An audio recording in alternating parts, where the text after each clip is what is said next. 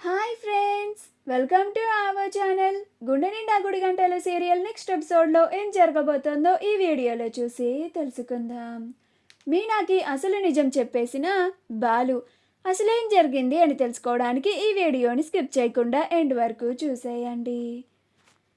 సత్యం, ప్రభావతులు ఇద్దరు బాలు వాళ్ళ గదిలో పడుకుంటారు. బాలు చాప, దిండు, దుప్పటిని తీసుకొని హాల్లో పడుకోవడానికి వస్తాడు. మీనా అప్పుడే తను పడుకోవడానికి మాత్రమే పక్క వేసుకొని పడుకోబోతూ ఉంటుంది. బాలు రావడం చూసి మొహం తిప్పుకొని బాలుని అసహ్యించుకుంటూ ఉంటుంది. అప్పుడు బాలు మీనాని చూసి ఇప్పుడు తను అక్కడికి వెళ్ళి పడుకుంటే మళ్ళీ మీనాకి బాలుకి గొడవ అవుతుందని తను టెర్రస్ పైన పడుకోవడానికి పైకి వెళ్తాడు. అలా టెర్రస్ మీద పడుకుంటాడు. నిద్ర రాకపోవడం వల్ల జరిగిందంతా ఆలోచించుకుంటూ ఉంటాడు. అలా కళ్ళు మూసుకొని జరిగిందంతా ఆలోచిస్తూ ఉంటాడు. అప్పుడు బాలుకి మీనా తనని అపార్థం చేసుకొని తన మీద కోపంతో ఎక్కడ తనని వదిలేసి వెళ్ళిపోతుందో అని అనిపిస్తూ ఉంటుంది. అప్పుడు బాలు ఒక్కసారిగా ఉలిక్కిపడి లేచి, అమ్మో, నిజంగానే మా ఇద్దరి మధ్య ఇలానే గొడవలు జరుగుతూ ఉంటే మీనా నన్ను నిజంగానే వదిలేసి వెళ్ళిపోతుంది. మా ఇద్దరి మధ్యన ఇంకాస్త దూరం పెరుగుతుంది. ఏదైతే అది అయ్యింది. వెంటనే వెళ్ళి మీనాకి అసలు నిజం చెప్పేద్దాము. అప్పుడు మీనా నన్ను అపార్థం చేసుకోదు కదా.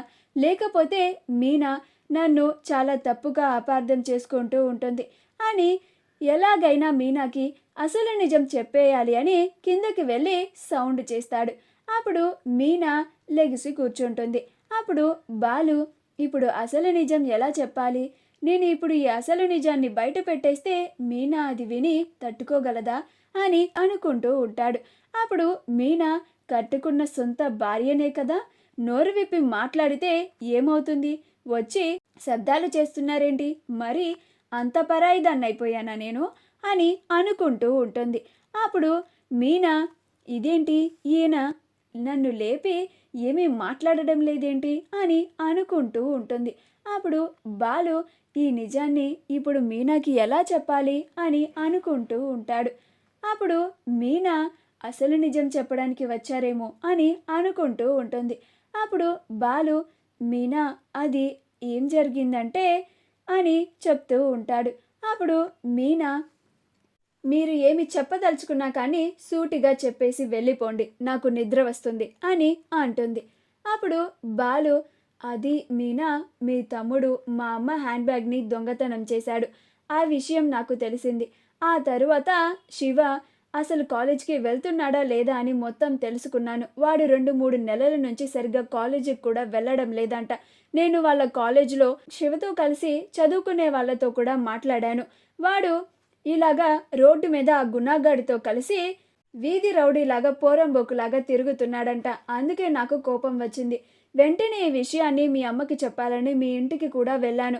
అక్కడ ఆవిడ మీ శివ మీద పెట్టుకున్న నమ్మకాన్ని చూసి శివ ఇలా చేస్తున్నాడు అని చెప్పడానికి నాకు మనసు రాలేదు. అందుకనే నేను తిరిగి వచ్చి నేనే శివకి ఎలాగైనా బుద్ధి చెప్పాలి అని శివని వెతుక్కుంటూ వస్తున్నాను. అప్పుడే ఆ శివ, గుణాలు ఇద్దరూ కలిసి రాజేష్ మీద గొడవ పడుతూ ఉన్నారు. అప్పుడు నేను గుణాన్ని కొడుతూ ఉంటే శివనే వచ్చి నా కాలర్ కూడా పట్టుకున్నాడు. ఆ గుణ జోలికి వస్తే సొంత బావని నన్ను కూడా లెక్క చేయను అని కూడా మాట్లాడాడు. అందుకనే నాకు ఇంకా కోపం ఎక్కువైపోయి శివని అలా కొట్టాను.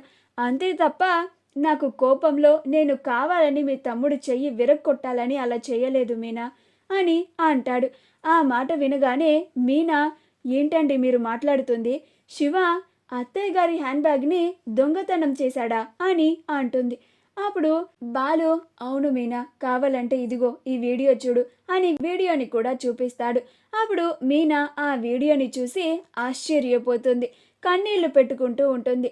వీడు చదువుకుంటున్నాడు, ఏదో పార్ట్ టైం చేస్తున్నాను అంటే ఎక్కడో చక్కగా ఉద్యోగం చేసుకుంటున్నాడు అని అనుకున్నామండి. ఈ విషయం మా అమ్మకి తెలిస్తే అస్సలు తట్టుకోలేదు అని బాధపడుతూ ఉంటుంది. అప్పుడు బాలు, నేను అందుకే ఈ విషయాన్ని ఎవరికి చెప్పలేదు మీనా, నీకు కూడా తెలియనివ్వకుండా ఉంచాలి అని అనుకున్నాను. కానీ నువ్వు నన్ను అపార్థం చేసుకుంటున్నావు. నువ్వు నన్ను వదిలేసి ఎక్కడ వెళ్ళిపోతావో అన్న భయంతో ఈ విషయాన్ని నేను నీకు చెప్పాను అని అంటాడు. మా వీడియో కనుక మీకు నచ్చినట్లయితే లైక్ చేయండి, షేర్ చేయండి, మా ఛానల్ని సబ్స్క్రైబ్ చేసుకోండి. పక్కనే ఉన్న బెల్ ఐకాన్ని క్లిక్ చేయడం మాత్రం మర్చిపోకండి.